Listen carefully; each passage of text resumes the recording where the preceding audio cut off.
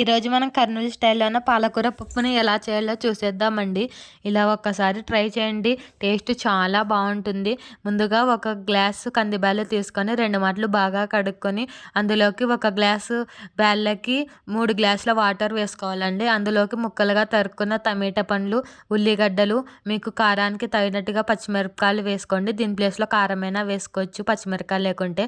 అలా వేసుకొని పాలకూర చిన్న ముక్కలుగా కట్ చేసుకొని శుభ్రంగా కడుక్కొని వేసుకోవాలండి. అందులోనే పచ్చి కరివేపాకు, కొత్తిమీర, కొంచెం పసుపు కూడా వేసుకొని అందులోకి కొంచెం కొంచెం చింతపండు వేసుకొని నూనె కూడా వేసుకొని బాగా కలిపేసుకొని కుక్కర్ మూత పెట్టేసి ఒక 6 విజిల్లు విప్పియాలండి. ఇప్పించినాక ఆవిరి అనేది పోయినాక ఒకసారి చూసుకొని అందులోకి తగినంత ఉప్పు వేసుకొని బాగా రేముకోవాలండి.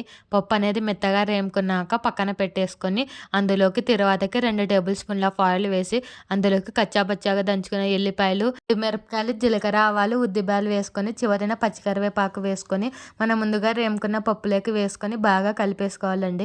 అలా కలుపుకొని వేడివేడిగా అన్నంలో తింటే చాలా అంటే చాలా బాగుంటుందండి. పాలకులోన చాలా అంటే చాలా విటమిన్స్ ఉంటాయి కదండి. సో ఇలా ఒక్కసారి పప్పు చేయండి, చాలా బాగుంటుందండి. ఈ రెసిపీ ఫుల్ వీడియో కావాలంటే కింద లింక్ ఇచ్చాను, చెక్ చేయండి. Thanks for watching this video. Subscribe my channel.